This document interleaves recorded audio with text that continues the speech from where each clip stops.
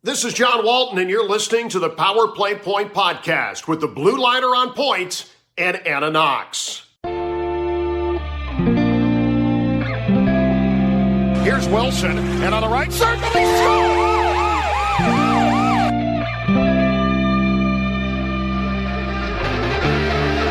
Rebound loose, wild scramble in front, score! Ovechkin with a buzzer beater! It'll count! And the hat trick tonight, number 21,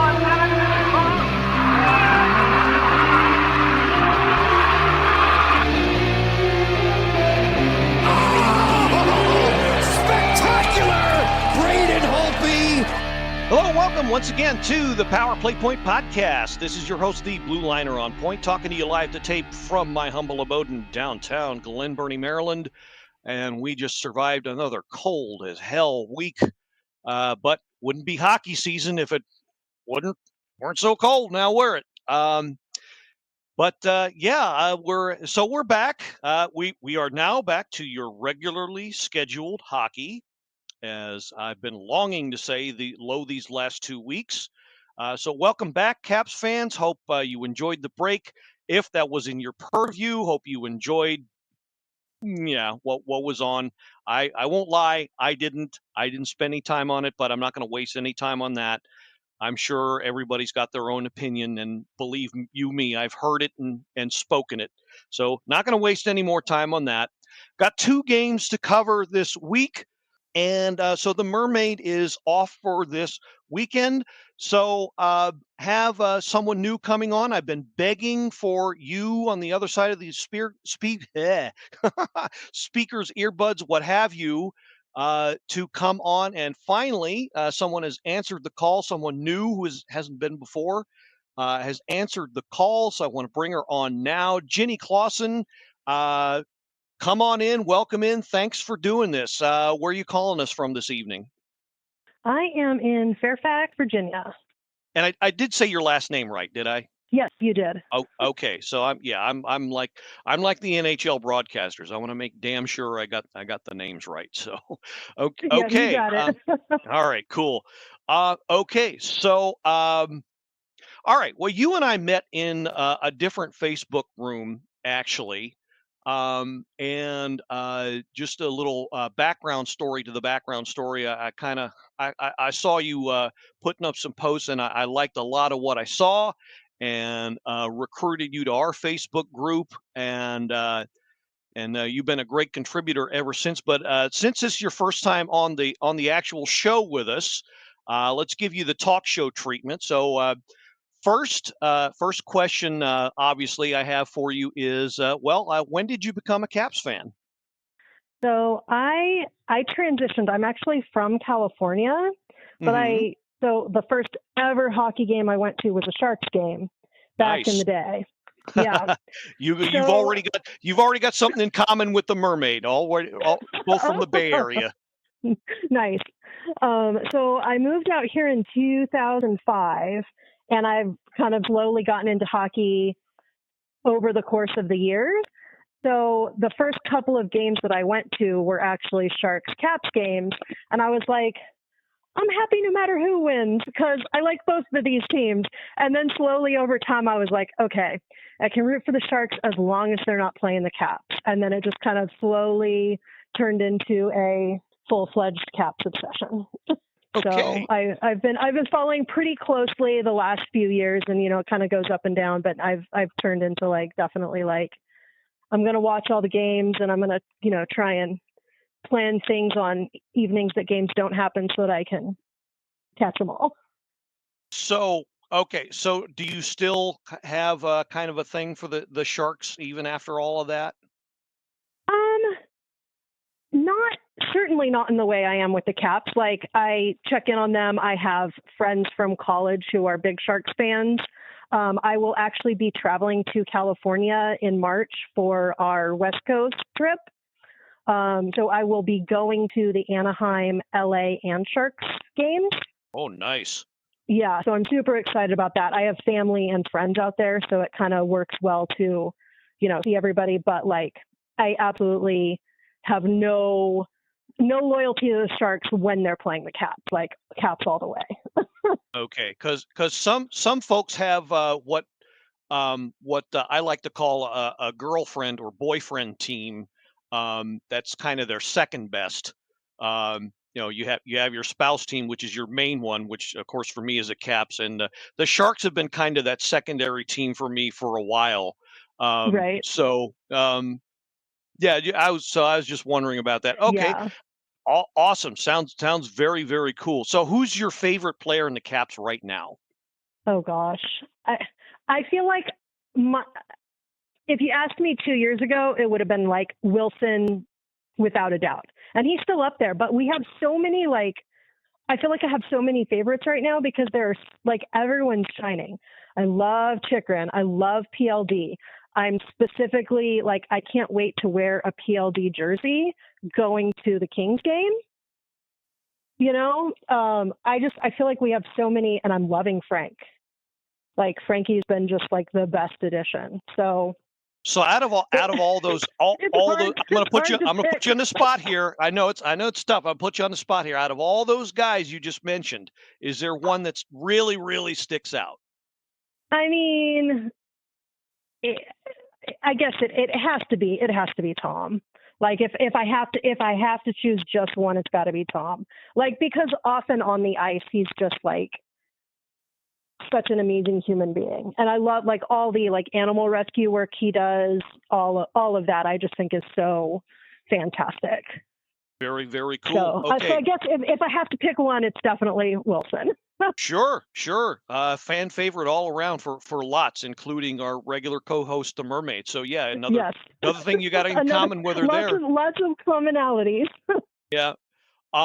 So up until this point, what's been there's probably one that's really obvious, but so I'm going to say, other than the Cup win, is there a favorite Caps moment that sticks out in your mind? Oh gosh. We can come back to that if nothing comes up, but the cup is obviously. Right. It's hard to think farther back than the last couple of games, just because these two games have been so amazing. I'm just kind of I'm high on the return of playing in general, and then just to have such a dominating weekend back. It kind of blanks my mind out to everything else.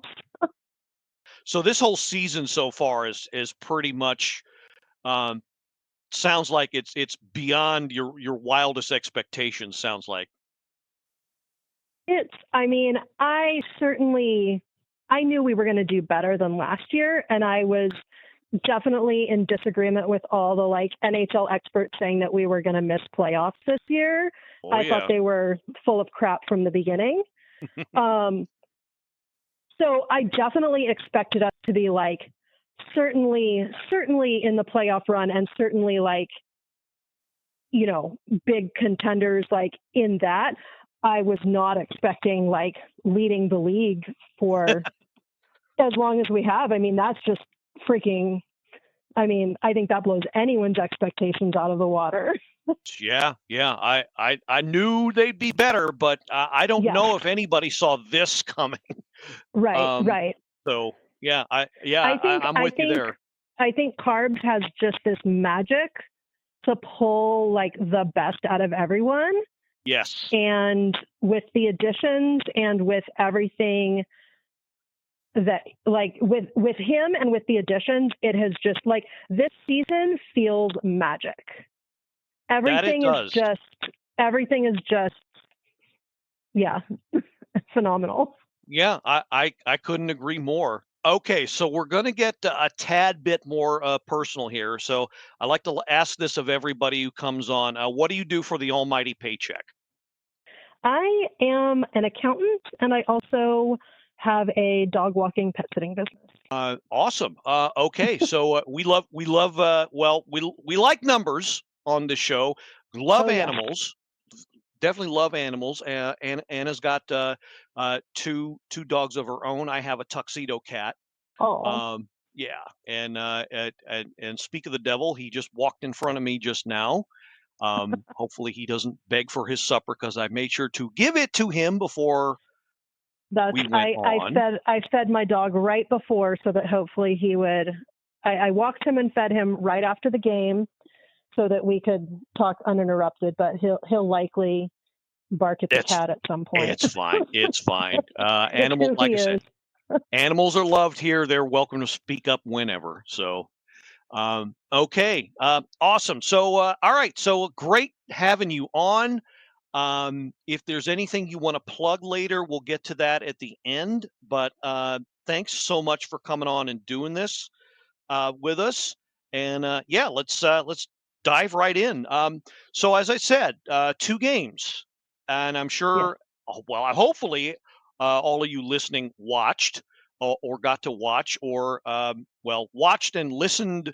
The first day, this first game on Caps Radio 24/7. Of course, the both games were nationally televised, so you know what that means, at least for one of them, because there's 2 contracts, not just one. But thankfully, one of them's decent. The other one, not so much. And the not so much was who carried the first game. Yeah. So I did my perfect ritual of having them on mute and cranking up Mr. John Walton and company on Caps Radio 24/7 in the background, and just tried to sync things up as much as I could and listen to him play things out. So let's wow, literally lots to go over in this game. So much fun to watch and listen to. So let's go ahead and run through the scoring summary as quick as reasonably can be done. 5-13 in the first. Ethan Frank opens the scoring with his 4th goal, his first since late January. So a bit of a drought for him. Mangiapane and Sandin on the assist on that one. Right place, right time, tips it in for the lead. Then Caps give up power play, and didn't take long for them to capitalize on that one. They got it. 18-21. Pardon me. For this one, Chris Letang, his 8th, Malkin and Tomasino on the assist on that one. So tie game going into the first. Got to say, even with the 1 goal, kind of a slow start for the Caps on this one. I would say the first 5 minutes was great. The rest of the 15 minutes and beyond, not so great. And yeah, they were kind of lucky to survive with a tie. So on to the second period we go. Faravarti, 70 seconds in, his 2nd of the year. Duhaime and Radish, so some 4th line magic going on here. Gives the Caps the lead back 2-1. And that guy, Sidney Crosby, his 18th, you knew he had to score. Raquel and Carlson on the assist on that one, so tie game again at 6:36. And then the wheels fell off for the Snow Chickens. And at this point, Jacob Chikrin, his 15th at 10:38. Dubois McMichael helpers. Chikrin again, less than 4 minutes later. Dubois and Van Riemsdyk on the helpers, 4-2. And then 8 seconds later, I say again, 8 seconds later, this almost broke a team record, I think. I'm going to have to check that. I'm pretty sure it was close to, if not breaking the team record for fastest 2 goals. But Chikrin again, or no, not Chikrin, Protas with his 23rd. Is he having a killer year or what? Protas his 23rd. Sandin on the helper, the primary helper, and Carlson. 5-2 Caps at 14:25. Then Tom Wilson starts to put the nail in the coffin. Faravarti, his 2nd point. Roy, the helper, and Caps get a power play in midway through the 3rd. Strome with a power play goal. Then Radish and Dubois with the helpers on that one. 7-2 Caps. Penguins would get one back. Danton Heinen, his 7th. Tomasino and Kevin Hayes. But that'd be the last we'd hear from him at 14:22. And then Duhaime, the backbreaker, it's his 7th at 17:19. Roy, his 2nd point. Another multiple point game for Roy. Really fun to watch all around. Of course, it's always fun to get see the Penguins get their collective asses kicked. But like I said, it wasn't exactly a perfect start for the Caps. What did you think when you saw this game? So we definitely opened better than I anticipated. Between it being a matinee game and the first game back, I expected the first 5 to 10 minutes to be a little off. So we definitely started better than I expected, and then agreed that the last half of period one was definitely not the best. Like that first PK we had, we didn't clear like the whole time. We defended strongly, but we didn't clear. And then that back-to-back PK was just like dumb penalty on Chikrin's part. Yeah, too much time in their own zone, too much not taking care of the puck, too little scoring chances. The shots on goal for that period ended up being 9-5 against. Right. Well, which makes sense considering like the last half of the period was PKs. Yeah, no, it's because we were even shots on goal until those back-to-back PKs. So like that definitely threw things off a little bit. But yeah, that was definitely not our strongest period.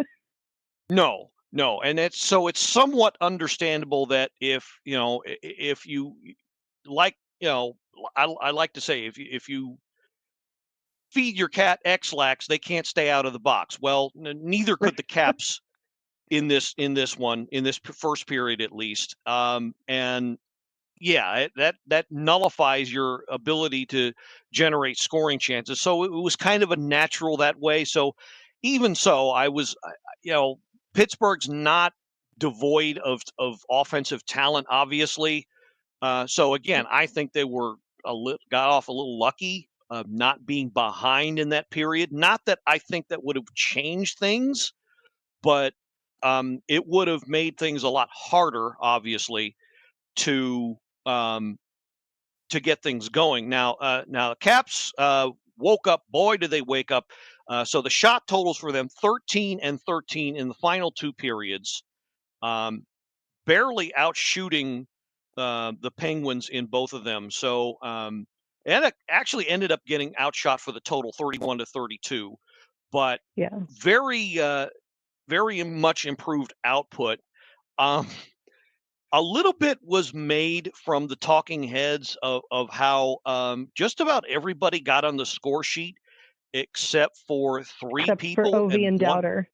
One of those three people was Ovechkin. But like you said, Jini, I think there was some rink rust to be expected. Absolutely. Even with this outburst, him not getting any points, I gotta say, I'm not surprised. It's not as if he made no effort. It's not as if he wasn't on point. It's not as if he was invisible. He was doing stuff in his 18 minutes exactly of ice time. It just never translated into anything more than a plus point. Right, and sometimes the bounces just aren't there. And I'm all about feeding him the puck, but not at the expense of other open players, which we kept doing when we were on the power play at the beginning of the third period. They just kept feeding it to him when he wasn't at the ideal spot. And I think that when they try to force it, it's just not going to happen.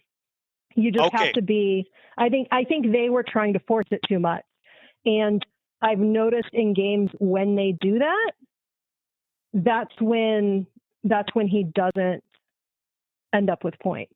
Like you just have to let it be natural and let him do him. Right. No, that makes perfect sense. And I think you pretty much already answered it, but this is a bone of contention for quite a few of our listeners and quite a few Caps fans in general. Especially on the power play though. I got to ask you, do you think they tend to force it to him too much in general? I think sometimes they do, not all the time. I think that especially, and I think we saw this a little bit in both games on the power play. Once we get ahead, they tend to play with a little more instead of just shooting it. And they're trying to like open up those chances to make it happen. And I think that's sometimes why we do better when we're playing behind or when we're trying to come back, is because they stop trying to be fancy and they just put it in the net. And like I said, I'm all about getting him the puck. Like, he's amazing. I want to watch it happen. I don't want them to force it, because when they do that, the plays don't come naturally, and it just works so much better when they're just focused on a goal, not like, oh, let's get it to Ovi specifically. I get that. I like him being out on the power play, and I want him there. I want him doing his thing. I just don't want that to be like the only focus. Okay, so here's the other argument about him that fans have come to discuss rather passionately. Do you think he should be out there the full 2 minutes or however long it is on the power play? Honestly, I think it depends on the day. Some days you can see that he's more fatigued.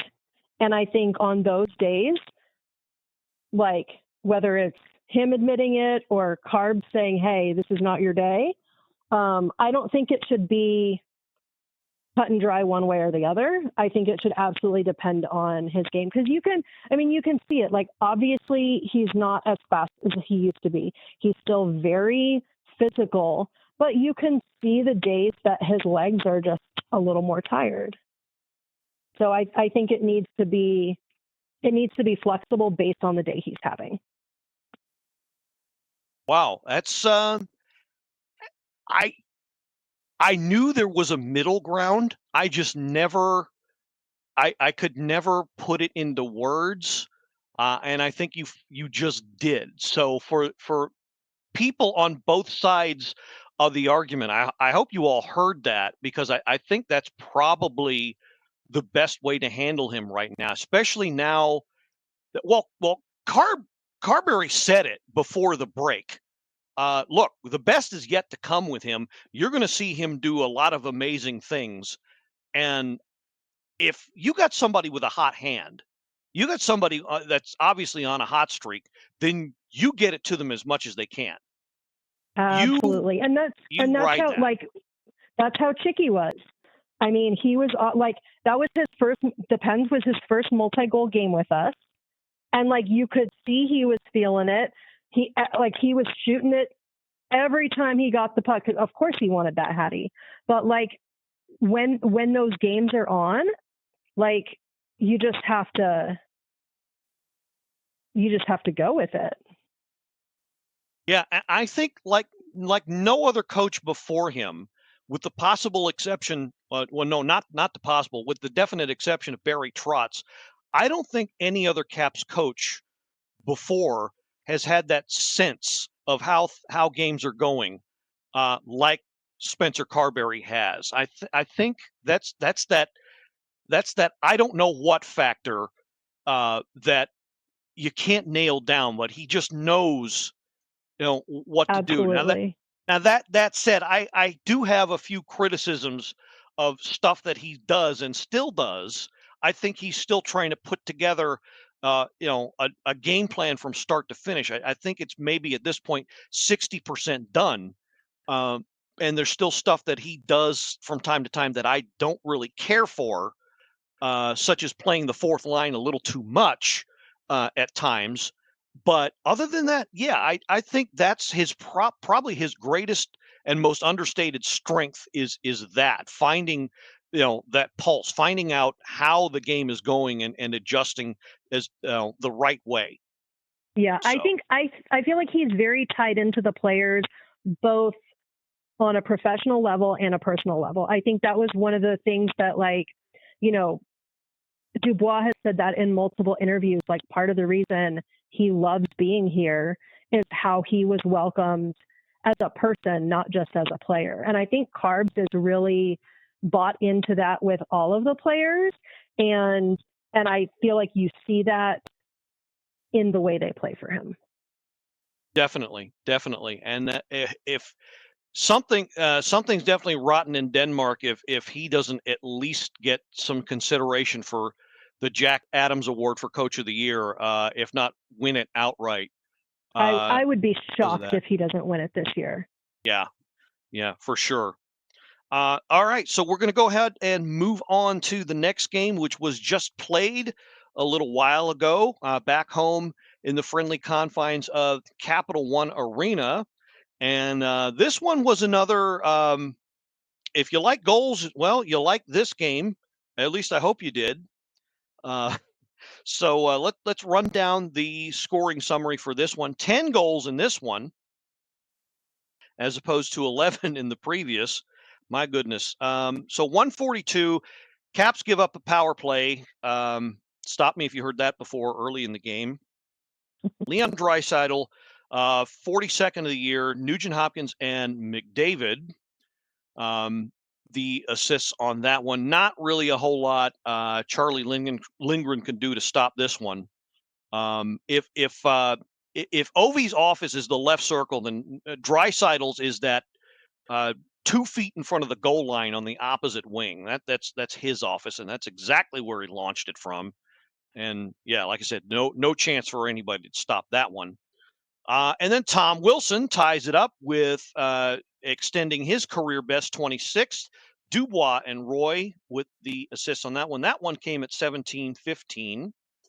And then it was the Jacob Chikrin show again. This one was probably other than the Ovechkin goals, this is probably my favorite goal because just the look on his face afterwards. He launched the shot from the point, and it had eyes and just went in. Wilson and Strome on the assists on that one, and the look on his face is like, I don't know how that went in, but I'll take it. 2-1 Caps at this point, and this was the McNugget minute goal. So,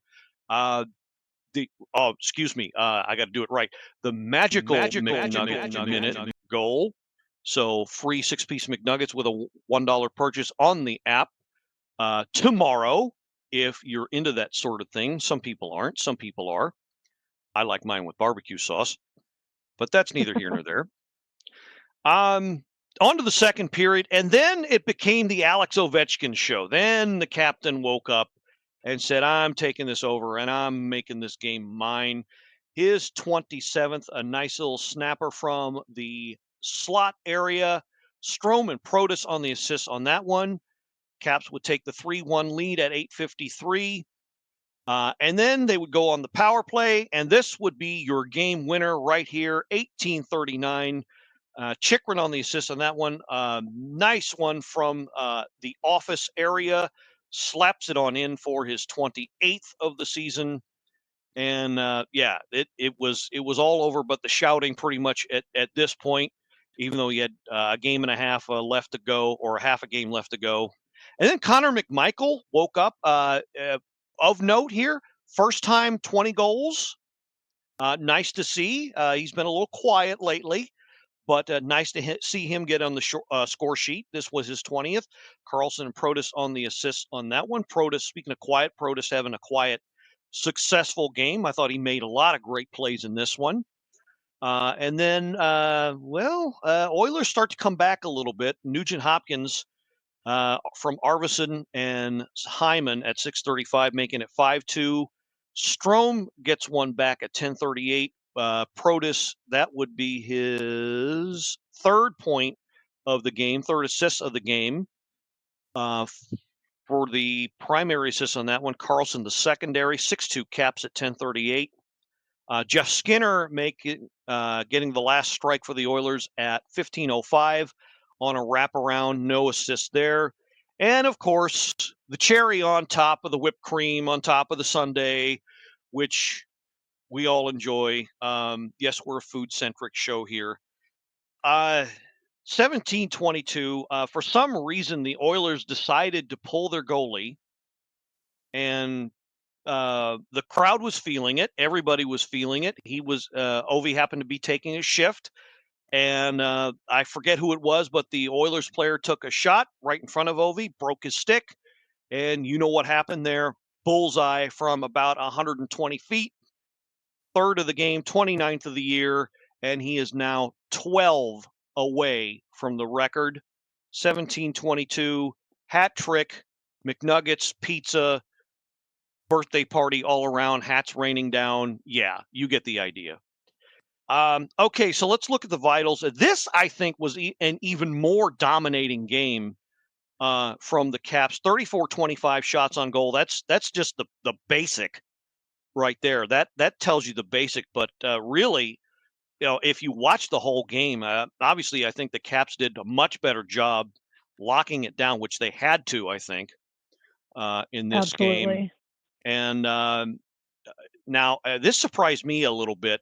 Only 9 block shots. I thought maybe they would have had more, but that's probably more of a testament to the fact that they really kind of restricted the overall chances. So you're not going to get as many shots, so you're not going to get as many to block. Puck movement was good. 15 giveaways, okay, kind of be expected. You keep it to the dozen to 20 range against the Oilers. I think you're doing okay, and that's where they kept it.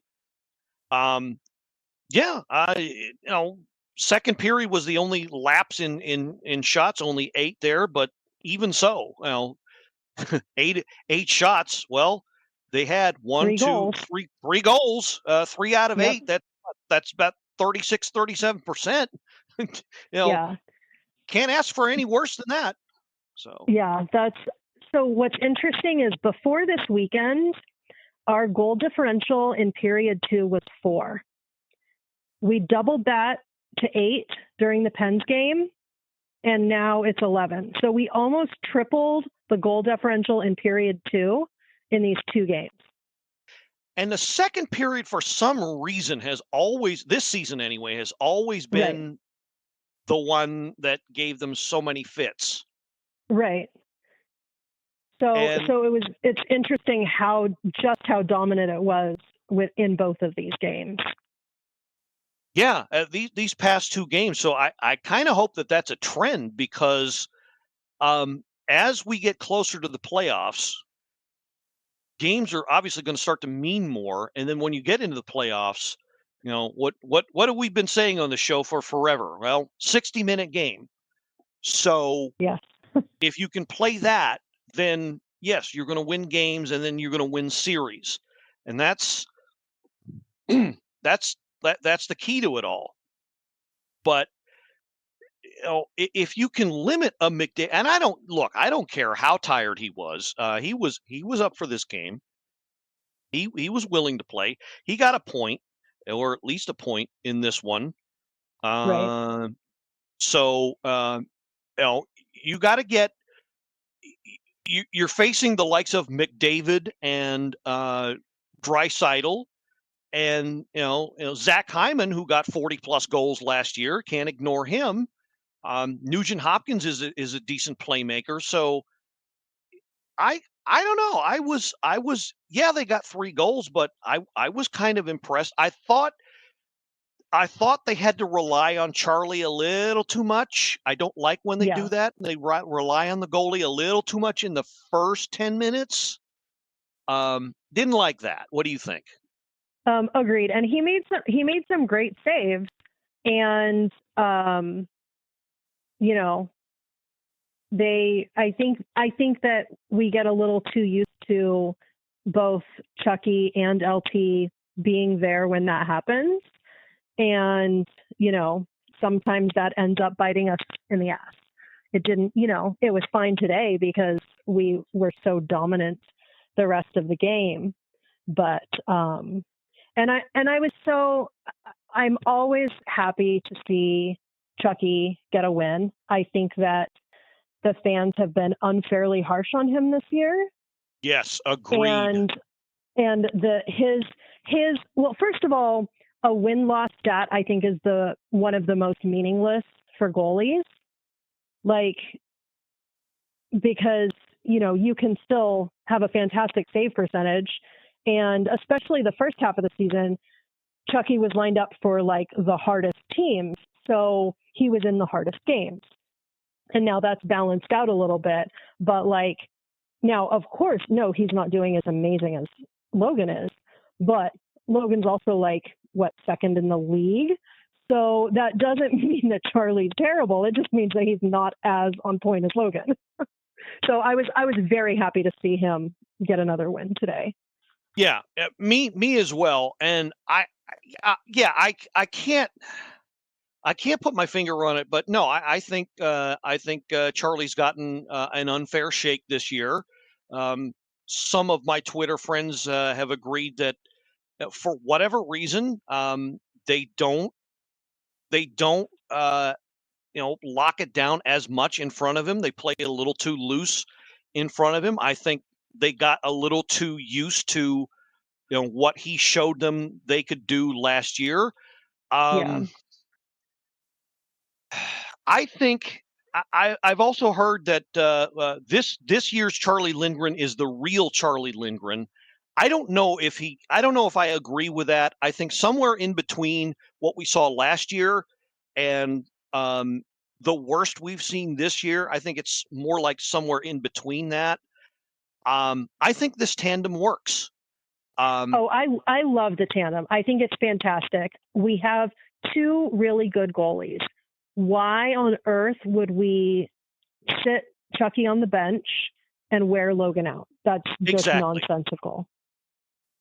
Yeah, I don't mind at all the alternating, but some have criticized it, and I can't understand why. I think fans just love to criticize in general. They're constantly complaining, and we are at the very top of the league. I mean, I think that it's easy to criticize, but like you can't reasonably expect perfection, because that's just not how it goes. I mean, all of our top scorers, you were talking about, like Mikey's been kind of off for a while. He goes through streaks. Stromer has streaks, but the nice thing is they disappear at different times. And that's the reason that we have the most well-balanced scoring of any team in the league. We don't have one person. That's why we still did well when OV was out and healing, because we had a bunch of different people picking up the slack. So when one guy kind of, gets the jitters or whatever, there's other people picking it up and going in there. But fans just want, not every person is going to score a goal every game. That's just not reasonable. But fans aren't reasonable. Yeah, and yeah, we. Sorry, yeah, a little bit of a rant there. That's no. That's perfect. That's what we want here. Speak what you see. What you hear. And that's I can't agree more. And it's over the course of the 82 game season that is the NHL season, which is, I think, the toughest of all four major sports.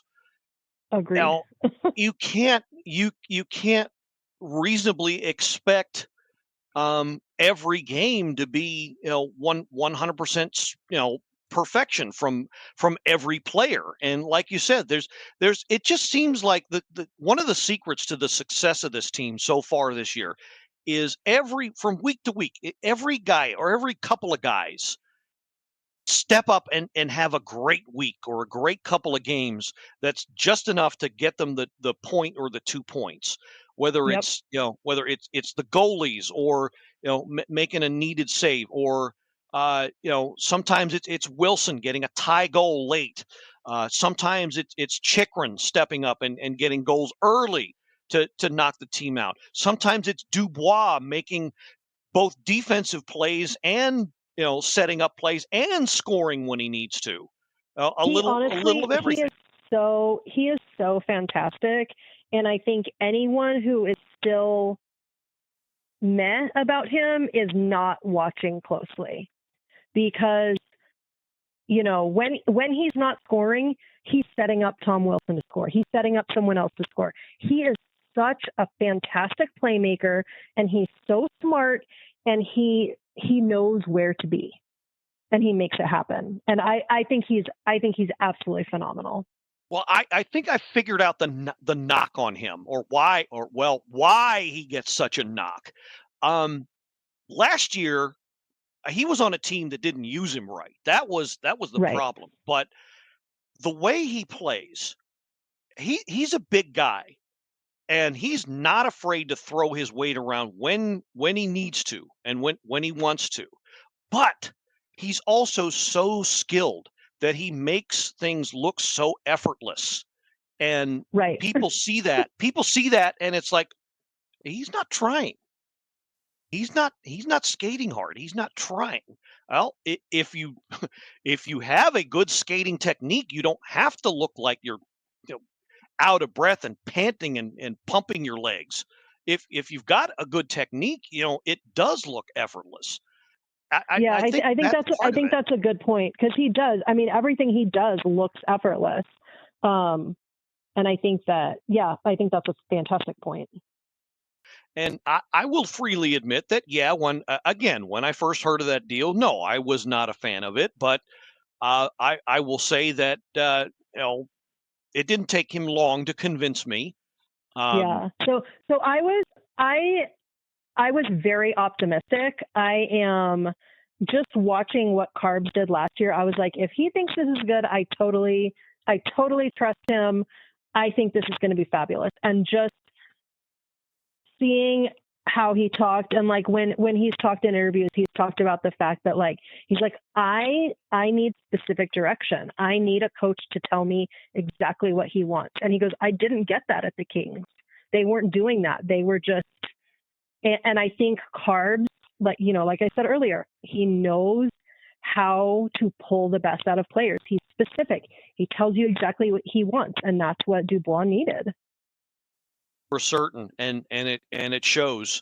So I think that deal, and now, thanks to him signing that contract, he's locked up at what, thanks to the cap rising, will be a very reasonable price. Absolutely. I also have to say, I love that Kemper is thriving on the Kings. I'm glad. I think that, no, last year was not a great year for him, but I think fans get too fickle in their angst and dislike. And so I'm so glad he found a team that's a better fit, and that he's doing as well as he is. Yes. I think he was never really a great fit, never going to be a great fit. I think the Caps just thought they were, and rightly so, they were going out. He just came off a Stanley Cup. They thought they were getting the best goaltender out there. What they didn't realize was, like you said, he wasn't a good fit because he needs a little more structure in front of him. And then, not that he's not capable of making the game-stealing save, but yeah, I think that was the big problem. And if it's one thing I definitely agree with, it's when it comes to goalies, as we found out on this show, fans around here are extremely fickle. And it's crazy. Seeing it already in Charlie, who almost by himself carried the team to the playoffs last year. And now absolutely. He was easily the MVP last year, and now people are like, "Oh, he's terrible." No, he's not. He's still good. He's still consistent. Has he let in a couple of leaky goals? Absolutely. But so has Logan. The first goal or second goal? The second goal in the Pens game. Crosby's goal. That was a totally soft goal. Yeah, I didn't like that one. But it doesn't mean that Logan's terrible. It means that he had an off moment. And then he picked it up and did a badass job for the rest of the game. And that's what Charlie does too. Every time Charlie has done something off, he picks it up and he has an amazing rest of the game. And I think that that calmness that he and LT both have, that ability to be like, okay, yeah, I just screwed up, and now I'm going to dial in and be absolutely amazing for the rest of the game. They both have that, and it's so impressive. Couldn't agree more. That's And that's another, key to the success of this team, or at least so far. Now, we've been talking about, going to take things a bit of a different direction. We've been talking about what has been good and, well, what we hope stays good. But like I said, the calendar turns and will keep turning towards the playoffs and towards other stuff that's going to happen. My concern is the offense. Well, playoffs are a whole different beast. My worry is that at some point, the offense is going to dry up. And I've seen it happen with great teams that have a great regular season, and then they go into the playoffs and it just, for whatever reason, it's not there. It just doesn't, it doesn't, the goals just don't come. That's my biggest fear with this team. And also, I think they still have a little bit of problem with the speed element. Although I will say today's game, they had a couple of guys who were pretty quick on their skates that they handled fairly well, I want to say. Yeah. Honestly, I think having Frankie around and seeing the speed, but not only his speed, his for such a new NHL player, he brings all his hockey smarts from the AHL and from how well he's doing, and he has translated that so beautifully. I have been so impressed with almost every aspect of his game, and I think that just having that player, I think, inspires the others to kind of like change the style, adapt a little bit, see like, oh, this works, that doesn't work, and kind of it just brings the whole team up. Well, he's definitely been a shot in the arm for the third line, which fortunately or unfortunately has been figured out as the weak link, if there is one, to this team. But in about 2 weeks, there's going to be something that happens that may change what the team looks like, that being the trade deadline. And we're a little, well, you know what? We might not be too early in talking about that, because there's been a couple of teams that have already, fired shots as far as totally shaking up their rosters. So it might be, we might already be in that time range, whether we like it or not. But the trade deadline's coming in a couple of weeks, and if anything, the Caps are going to be buyers. I don't know if I agree with that, but if anything, they definitely need to shore up, the middle six, if anything. But I would like to see them get somehow maybe a little more consistent, a little faster. I don't know who they would be looking for. A lot of my friends have a few ideas, and we'll have one of them on in a few weeks to talk about potential deals. But pardon me, I don't know. I'm one for chemistry. I'm one for letting. I absolutely agree. Our locker room is so, you can see that everything is so synchronous right now. Mm-hmm. And everyone gets along, and the thought of someone coming in and like potentially messing that up makes me so nervous. I'm not like fully anti getting someone, and like I said earlier, I trust Carbs to know like what will work and what won't. But I don't want someone to come in and like throw off the chemistry of the room. And that's what I'm afraid of as well. And it's not like it has not happened with this team. In fact, anybody's familiar with the work of Sammy Silber, she has her own podcast. She had someone on, Brendan Morrison from the 2010 team that won the President's Trophy. Sound familiar? They made a deal at the deadline, and that, and he laid it out, said, look, that really upset things. We were going great, and guys who were taking regular shifts found themselves not playing as much, and that really kind of threw things off. Right. And I really don't think Carbs would do that. I don't think he's going to I feel like he knows how important that chemistry is, and I feel like he knows that balance. I hope so. But that's why, so a lot of people keep actively looking forward to when Ryan Leonard's college season over and he comes up and I'm like, first of all, college is not NHL and he's amazing, but you just think he's going to come in from college and boom, be a difference maker in our playoffs that. I'm not sold on that. Yeah, I feel like he needs to earn his time too. I'm in that. I'm so much in that camp, and I get the hype, and I get the fact that he is darn near a lock to live up to that hype the way he's playing now. Absolutely agreed. But the fact remains that he will be playing against seasoned professionals. And it's just not the same. It's that whole you are a big fish where you are now, but you're not that same big fish in the NHL. Right. And I think he's going to be amazing down the road. But you want to throw him into the Stanley Cup playoffs? Let him earn that.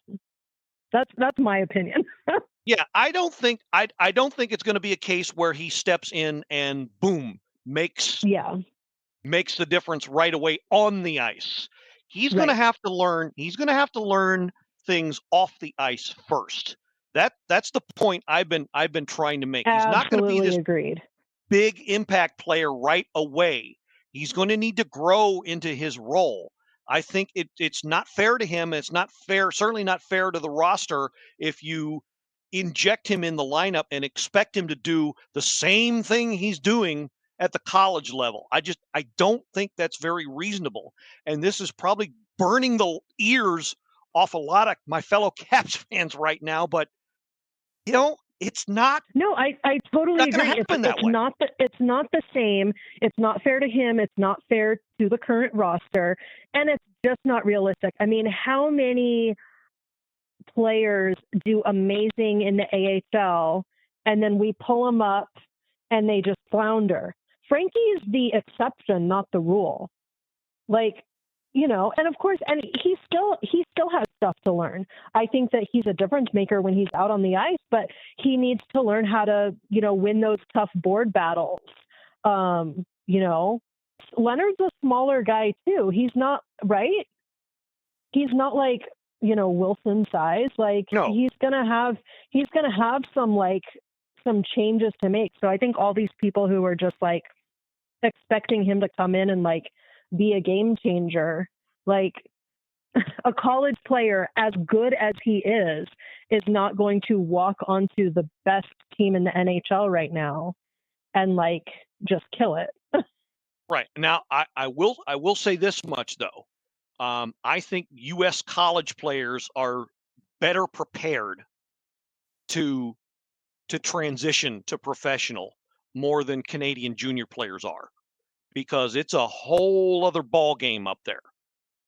For one thing, those guys don't know how to play defense. I tell you that right now. There's no concept of defense up there. Interesting. And it's, and there's much more emphasis on offensive skill. And I mean, I don't know. It's just a whole other game, and you see how much Connor Bedard has been struggling, Yes. And it's mostly because Chicago is a dog ass team right now that's not giving him any help whatsoever. Right. I know. I feel so bad for him because people are railing on him. He's not living up to this. I'm he's getting no help. What he can't be the whole team by himself. No, he can't. Yeah. And to be clear, I'm super excited about the future of Leonard with the Caps. I think that he's going to be outstanding for us long term. I just don't think I just think people's expectations of this season are a little unrealistic. Right. I couldn't agree more. I think it just needs to be a case where you let him grow into the role and you let him, you let him learn the game at that level. Don't Yes. rush him in there. I've seen too many times where he's been rushed, where a good player has been rushed and just too much was expected of them and they wash out. That's really the Yeah. last thing I want to see with Leonard, because more than anybody, more than any prospect I've ever seen, he's definitely got the right attitude towards the game. That's Right. impressed me more than anything. Right. That's why you see him make such great plays at critical times. Yeah. And I think the Caps growth system for players is going to be really perfect for letting him flourish, because I think because Carbs has coached on so many different levels and he has developed people and he knows like just the changes he's made and like just the changes with McMichael. I think that's Carbs knowing how to develop a player. And so I think that Leonard is going to be a fantastic fit in the Caps system. And I think that we know how to develop those players, and we won't hang him out to dry like some organizations would who don't develop the same way we do. For sure, for sure. Okay, and so yeah, that well, again, that's my fear, is what we can expect or what might happen come the playoffs. But if this is any sort of sustainable, then I think at the very minimum we can expect at least an appearance in the second round. I think as long as they get that far, make a decent showing as far as the second round, I think we can definitely call this season mission accomplished as far as the plan. Now remember, we're still in a process. There's still a lot of guys on this team that are on expiring contracts that are still Yes. well over 30, and there's still a lot of retooling that needs to be going on here, and some of that may well happen at the deadline. I think a lot of it though is going to happen this off season. Yeah. But I like hearing the words Washington Capitals and Cup contender in the same sentence. Absolutely. Are they going to get that far? I hate to say this, I'm still kind of iffy on that, but Oh, I would love to see it. But I will disagree, and I think that we're gonna pull it out. I am fully invested in the magic of this season, and I think as long as we don't have injuries, I think as long as we can stay healthy, because okay, let's be real. Last season, we split our series with the Rangers in regular season. The only reason they swept us in the playoffs is because our entire defense core was injured. Half of it was done by the Rangers. So I think that, now, of course, we barely scraped into playoffs and we didn't expect to get very far last year. But I think the team is so much better this year. I can't imagine us not getting far into the postseason. I don't see a repeat of last year for sure. I would be extremely dumbfounded if that were happen. Oh, absolutely. I would be shocked and appalled. Yeah, you're going to see a lot better, a lot longer playoff run to be sure. I just don't know.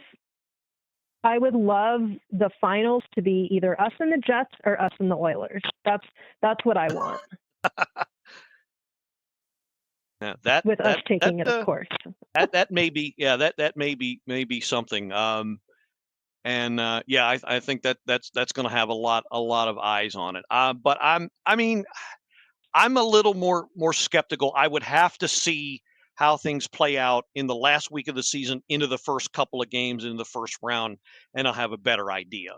Right. Right. But I don't doubt that there's a chance, but I need to see a little bit more at this point.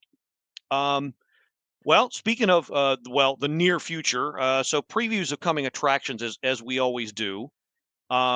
So for the rest of this week, as far as games on ice, Caps are in the middle of a nice long homestand. So 7 o'clock puck drop Tuesday is their next game against the Calgary Flames. And then on over to Thursday, the 27th, is the game after that, 7 o'clock against the St. Louis Blues. And then on March the 1st, we turn the calendar again. It's another weekend matinee at 12:30 against the Tampa Bay Lightning. So that'll round out that week, and then we'll come to you with another episode that Sunday. Week after looks like this. Caps will end their homestand Monday night.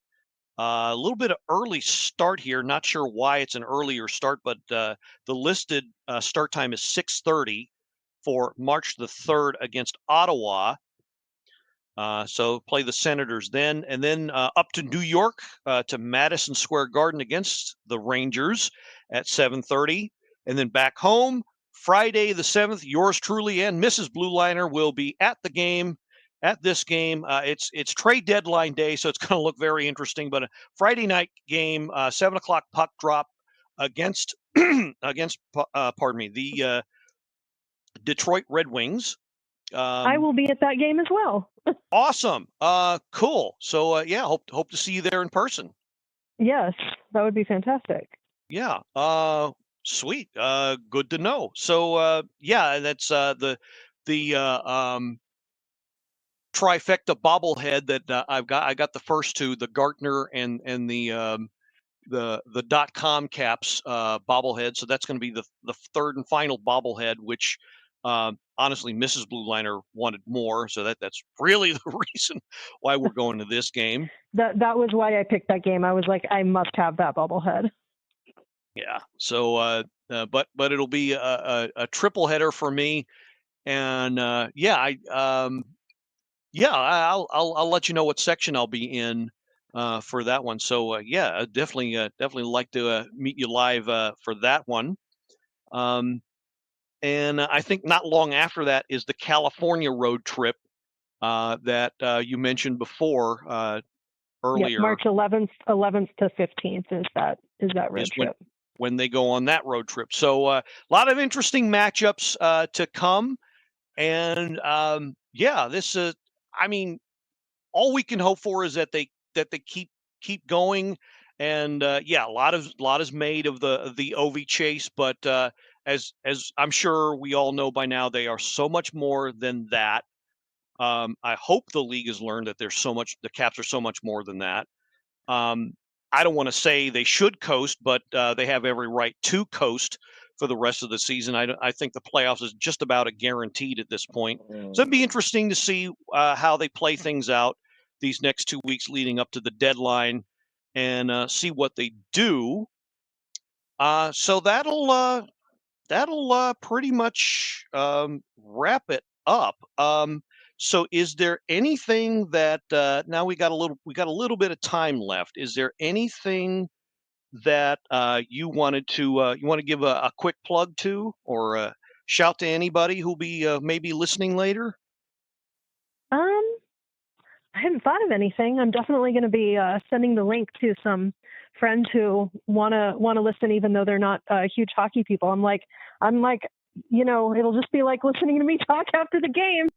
So hopefully, yeah, got some bookish friends who I usually talk books with who will listen to me talk Caps for an hour.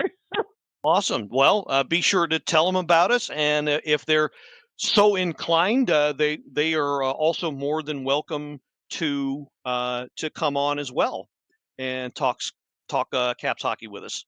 So, okay, so I think we're going to stop here for this episode. Jini, I want to thank you so much. You've been absolutely great. Everything I expected and more. Yeah, we're. I say this to everybody, but I think I'm pretty confident, unless something, an act of God happens. We are definitely having you on sometime later. I would love to. This was a lot of fun. I'm glad to hear that because that's my goal. Make sure everybody has a great time doing this, and so I'm really glad to hear that you did, because we definitely want to have you back on. So, okay, we're going to wrap it up here. So for next week, we should have hopefully the Mermaid back. I understand now. She texted me a while ago. She's actually under the weather, which is why she couldn't make this episode. So hopefully she'll be feeling a bit better and enough to come on with us and join us back to discuss some more Caps hockey next week. So for Ms. Jini Clausen, this is the Blue Liner on Point signing off and reminding you that I heard about a new channel, a new streaming channel that's dedicated to origami. But here's the thing. It's pay-per-view only.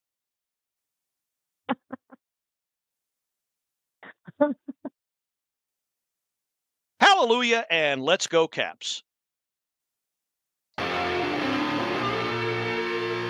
This has been another episode of the Power Play Point Podcast. All episodes are available from Apple Podcast, the Podbean app, blueliner77.podbean.com, and now available from Stitcher. Music by Joe McAllister, voiceover by Jeffrey Conkle.